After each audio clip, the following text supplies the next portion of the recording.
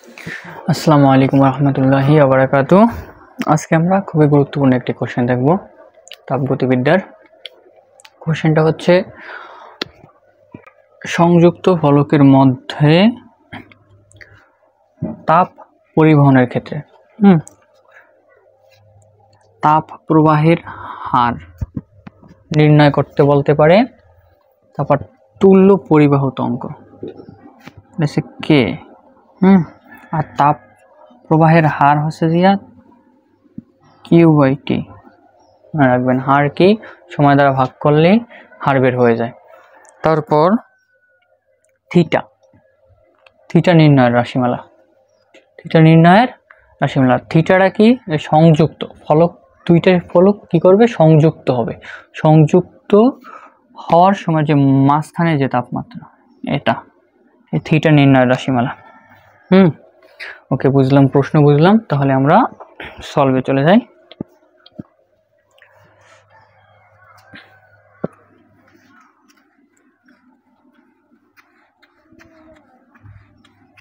কালিটা খুব ড্রাই মনে হয়, উঠতে চাচ্ছে না।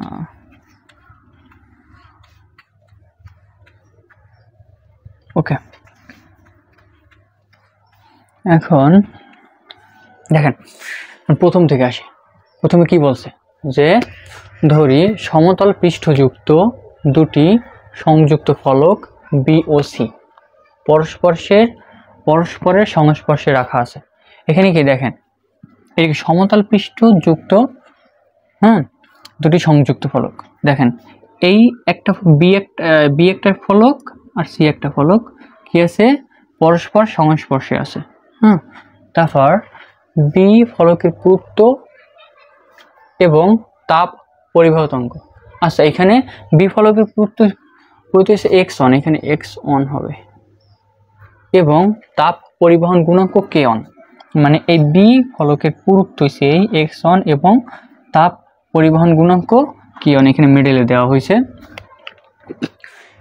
এবং সি ফলকের পুরুত্ব x2। এই যে এই সি ফলকের এই পুরুত্ব কি? x2 এবং তাপ পরিবহন গুণাঙ্ক k2। এই যে k2 মিডলে দেওয়া হয়েছে। তারপর এখানে থিটা1 সব থেকে বড় হবে, তারপর তারপর হচ্ছে থিটা2। কিভাবে? এখন এই সংযুক্ত ফলকের মধ্য দিয়ে তাপ দেব আমরা। এইখান থেকে ধরেন তাপ দিলাম, এইখান থেকে, তাহলে তাপের উচ্চ হবে কি x1 বা বি এর কাছাকাছি। তাহলে আমরা যদি বি এর তাপমাত্রা থিটা1 ধরি, তাহলে উৎস কাছাকাছি থাকলে তার তাপমাত্রা বেশি হয় না। তাহলে এখান থেকে কি পাস হওয়া শুরু করবে। তাহলে এইখানে এসে যে থিটা1, তো থিটা1 সব থেকে বড় হবে। তারপর এই মিডল যেটা সংযুক্ত ফলক, মানে সংযুক্ত স্থান, এর তাপমাত্রা থিটা। তাহলে তারপর কোনটা আসবে? তারপর আসবে থিটা, তারপর আসবে থিটা2। তাহলে আমাদের সব থেকে বড় হবে কি? থিটা1, তারপর থিটা, তারপর হচ্ছে থিটা2 সব থেকে ছোট। তাহলে এখানে সব থেকে বড় হবে থিটা1, এখানে লেখা আছে। তারপর মানে সব থেকে বেশি হবে তাপমাত্রা থিটা1 এর, মানে বি ফলকের। তারপর থিটা মানে এই সংস্পর্শে আছে যে স্থান তার, এবং সর্বশেষ হবে এই পৃষ্ঠের থিটা, মানে সি ফলকের থিটা2। তারপর এইখানে উভয় ফলকের ক্ষেত্রফল এ, উভয় ফলকের, এটা এন অন না, এটা হচ্ছে দাড়ি। তাহলে উভয় ফলকের ক্ষেত্রফল কি? এ। এটার ক্ষেত্রফল এ, এটার ক্ষেত্রফল এ গেল। এখন টি সময় বি ফলকের মধ্য দিয়ে পরিবাহিত তাপ, টি সময়, কি সময়? টি সময়। এখন কি আমরা জানি না একটা সূত্র, যে টি সময় বা একক সময় বা যে পরিবহন, তাপ পরিবহন যেটা একটা পাতের মধ্যে দিয়া বা কোনো ফলকের মধ্য দিয়া কি পরিমাণ তাপ পরিবহন হয়, তার সূত্র কি? তার সূত্র হচ্ছে যে কিউ সমান K A theta one minus theta two into টি।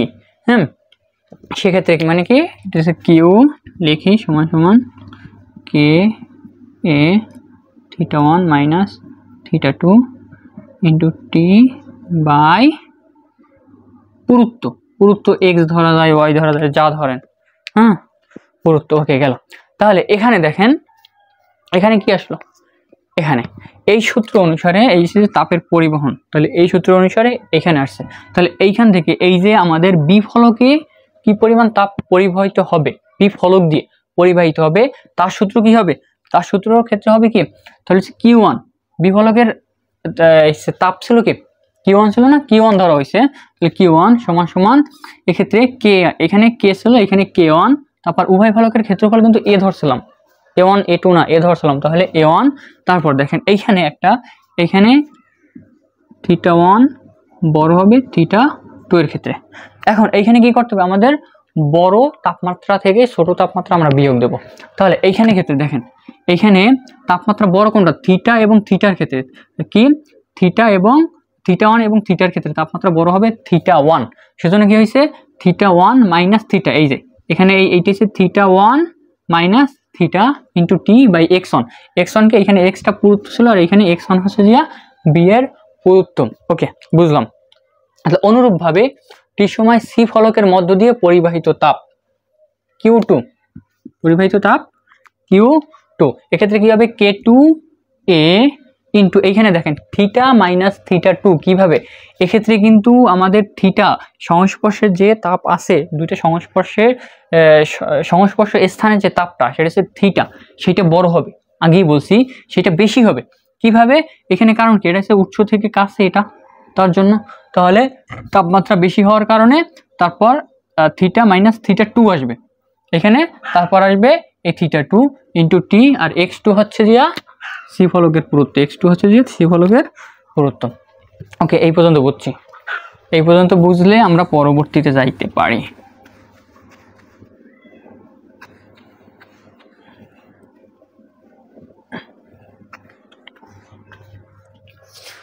ওকে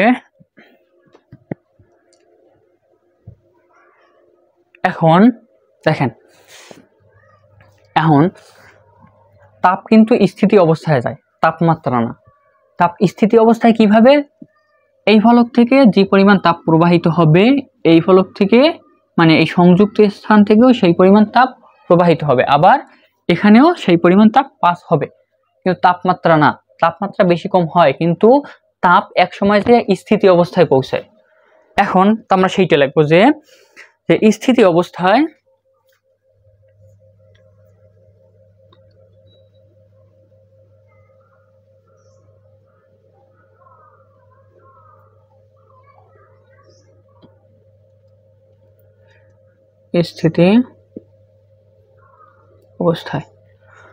স্থিতি অবস্থায় কি হবে, দুইটার তাপমাত্রা সমান হবে, তাপমাত্রা না সরি তাপ, তাহলে Q1 সমান সমান Q2 সমান সমান আমরা Q ধরবো, কি ধরবো, Q, স্থিতি অবস্থায় তাপ সমান, তাহলে আমরা লিখতে পারি, তাহলে আমরা আচ্ছা এইটাকে আমি সমীকরণ ধরি 1 নং 2 নং, তাহলে 1 নং ইমপ্লাইজ কি লিখতে পারি, এখন এইখানে Q এর পরিবর্তে Q1 এর পরিবর্তে Q হবে, Q1 এর পরিবর্তে কি হবে Q, তাহলে আমরা লিখতে পারি এখানে যখন Q হবে তখন x এর সাথে আমি কি করব, ভাগ আছে Q x এর সাথে যদি গুণ করে দেই Qx1 ইকুয়াল টু এখানে থাকবে K1 A θ1 minus theta into T, কিভাবে করছি, এইখানে যখন আমাগো Q1 সমান Q হবে তখন এই সমীকরণ থেকে লিখতে পারি x1 ইন্টু Q, এখানে Q1 এর পরিবর্তে Q, তারপর শুধু x1 গুণ করে দিছে আর এইটা এখানে রেখে দিছে। এখন আমরা কি করব, শুধু θ1 মাইনাস থিটা এর মান বের করব, তাহলে দেখেন এইখানে θ1 মাইনাস থিটা আমরা লিখলাম। ওকে তাহলে এই সব কিছু θ1 মাইনাস থিটার সাথে গুণ হিসাবে আছে, ওই পাশে গেলে ভাগ হয়ে যাবে, তাহলে আমি লিখতে পারি Qx1, তাহলে এইটা এই পাশে আসলে K1 A T, ওকে, এই পর্যন্ত আমরা বুঝছি। তাহলে 1 নম্বর সমীকরণ থেকে আমরা এটা পেলাম। তাহলে 2 নম্বর সমীকরণ লিখতে পারি যে 2 নম্বর implies that, হ্যাঁ কি লিখতে পারি ওইরকম যে কিউ x2, ঠিক আছে না, ইকুয়াল টু এখানে আমরা এখন যখন আমাকে এই x2টা q এর সাথে গুণ হয়ে গেছে তখন আমাদের কি হবে, তো এইখানে থাকবে শুধু k2a theta minus theta 2 into t। তাহলে implies that এখানে আমরা শুধু থিটা মাইনাস থিটা 2 এর মানটা যদি বের করি তাহলে এখানে থিটা মাইনাস থিটা 2 এখানে রাখলাম। তাহলে এই k2a এবং t এটার সাথে কি হয়ে যাবে, ভাগ হয়ে যাবে। তাহলে q x2 লিখলাম, তাহলে নিচে হবে k2a t। ওকে, তাহলে এটাকে আমরা আবার সমীকরণ দিই, এটাকে 3 নং দিলাম, এটাকে আমি 4 নং দিলাম। ওকে,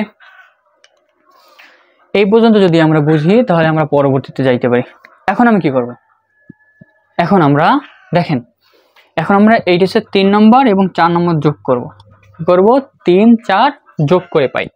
এখন সেইটা লিখবো যে এখানে করে আমি শর্টকাটে লিখি 3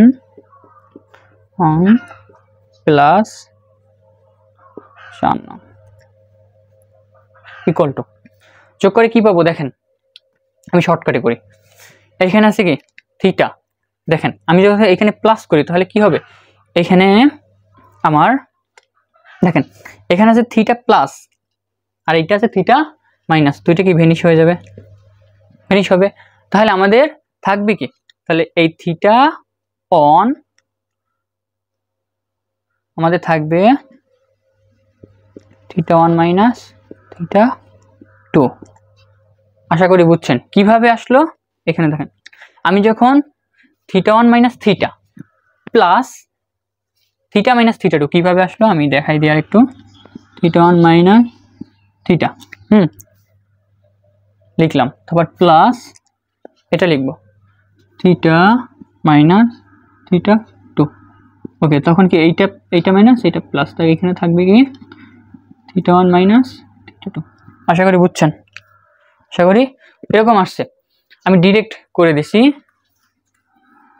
তাহলে এখানে বুঝলাম ইকুয়াল টু আমাদের লেফট হ্যান্ড সাইড আমাদের যোগ করা শেষ, এখন রাইট হ্যান্ড সাইড করতে হবে যোগ। তাহলে আমি শর্টকাটে করি, এখানে দেখেন এটা যদি যোগ করি তাহলে আমাদের কি থাকে, এখানে কি থাকে, এখানে দেখেন এটাও কিউ এটাও কিউ, কিউ আছে উভয় পক্ষে, কিউ আছে এ আছে, হ্যাঁ টি আছে, এগুলো আমি কমন নেব, একসাথে কি করব কমন নেব। কিভাবে, কিউ লিখলাম বাই টিটা আমি আনি নিচে টি গেল, তারপর এ থাকবে আমাদের শুধু কি থাকবে এ 1 বাই এ লিখলাম। এখন এখানে কিউ বাই টি কেন নিলাম বলেন তো, এখানে আমাদের একটা এখানে বলা হয়েছিল কি তাপের পরিবহনের হার, তাহলে কিউ বাই টি কি তাপের পরিবহনের হার। তাহলে সেজন্য আমি কি করছি কিউ বাই টি আলাদা করে নিছি গেল, এখানে কিউ আর এখানে টি কমন নিলাম। এখন আমাদের থাকে কি আবার এখানে এ ওনে আসে, এখন আমাদের থাকে যে x1 বাই k1 যোগ করছি যখন প্লাস x2 বাই k2। বুঝছেন তো কিভাবে আসলো, এখান থেকে কমন রাশিগুলো আমি কমন নিছি, কিউ টি এবং এ সবগুলাই আছে, সেজন্য আমি কি করছি কিউ বাই টি এবং 1 বাই এ কমন নিছি। তাহলে এখানে x1 by k1 plus x2 by k2, sorry এখানে k2 থাকবে। ওকে, এই পর্যন্ত বুঝছি। এখন এসে সোজা, এখন একটু করলেই আমাদের হয়ে যাবে।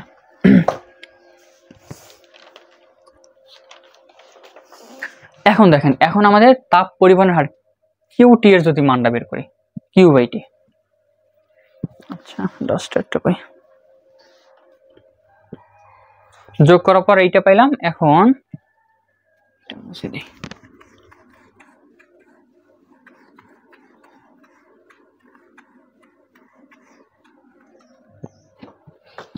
এখন আমরা কি করব, এই থেকে ইমপ্লাইজ দ্যাট, এখন আমরা কি করব দেখেন, এইখানে কিউ/টিটা রেখে দেব, তাহলে আমাদের হার নির্ণয় করা হবে। কিউ/টি মানে কি, কোন কিউ হচ্ছে তাপ আর টি হচ্ছে সময়, কি তাপকে সময় দ্বারা ভাগ করলে কি হবে, তাপ প্রবাহের হার বের হয়ে যাবে। তাহলে এখানে আমি কিউটি রেখে দিলাম, কিউ/টি। ওকে, এখন ইকুয়াল টু, এটা কিন্তু অন্য। এখন দেখেন এই এ কি হিসেবে আছে, এখানে ভাগ হিসেবে আছে, তাহলে আমি θ1 - θ2 লিখে নিই, 1 - θ2। এখন এ ভাগ হিসেবে আছে, এই পাশে গেলে গুণ দিয়ে দিলাম, উপরে থাকবে। তারপর এখানে এইটা কি x1 - x1/k1 প্লাস x2/k2 কি হিসেবে আছে, গুণ হিসেবে আছে, তাহলে এই পাশে গেলে নিচে বা ভাগ হিসেবে চলে যাবে। তাহলে আমি x1/k1 প্লাস x2/k2। ওকে,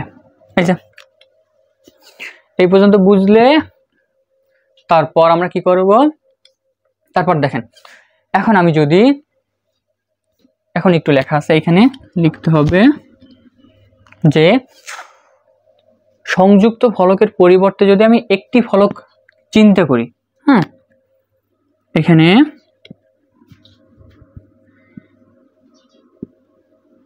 সংযুক্ত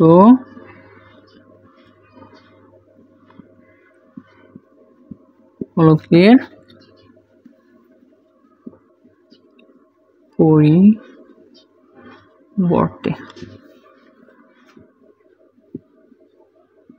একটি ফলক বিবেচনা করি,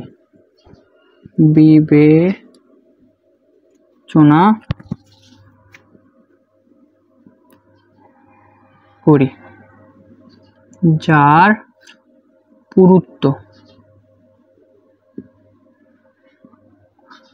কি হবে দেখেন, এখানে আমাদের কি ছিল, এখানে আমাদের এরকম ছিল না,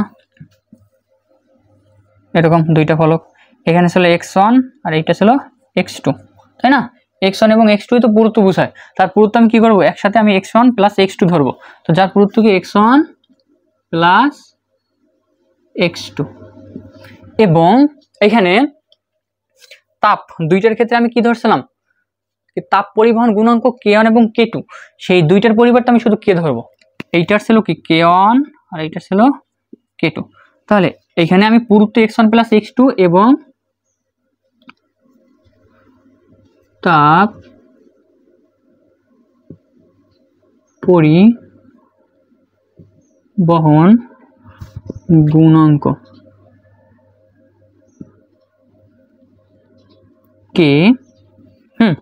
কে হলে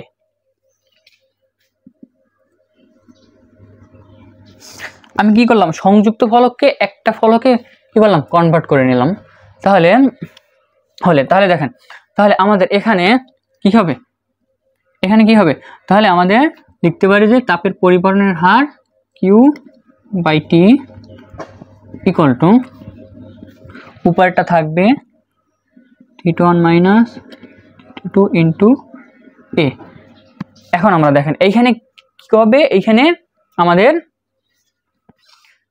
k1 এবং k2 এর পরিবর্তে কি লিখতে পারি আমরা, শুধু k, এবং x1 এবং x1 মানে এর পুরুত্ব কি ধরবো,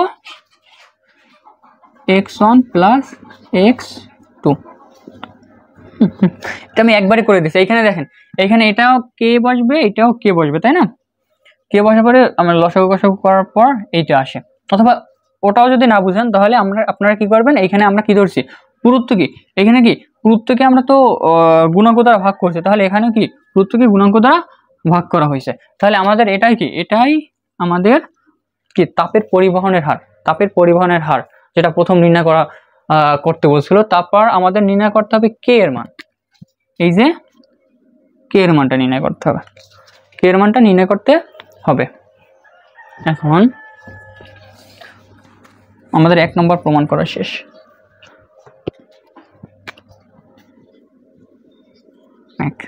ওকে লিখলাম। এখন আমরা কে এর মানটা নির্ণয় করব, মানে তাপ পরিবহন গুণাঙ্ক।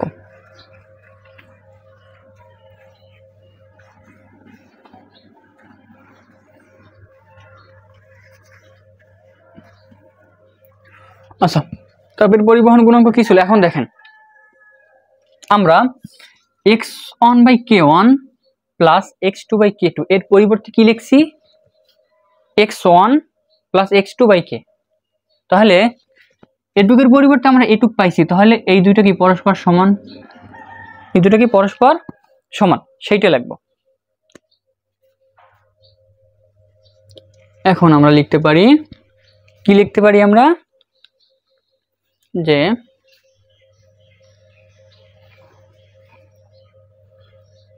x1 plus x2/k equal to x1/k1 plus x2/k2। কিভাবে আসলো এই বুঝাইলাম, এটুক আর এটুক কি, এটুকের পরিবর্তে এটুক লিখছি, তাহলে দুইটা কি পরস্পর সমান হবে না? তাহলে আমরা কি, এখন আমরা কে এর মানটা বের করব। কিসের মানটা বের করব? কে এর মান। ওকে, কারণ কে এর মান যদি নির্ণয় করি তাহলে আমাদের এখানে আমি শুধু কেটা রাখলাম 1/k, এইটা ওই পাশে গেলে কি হয়ে যাবে, ভাগ হয়ে যাবে।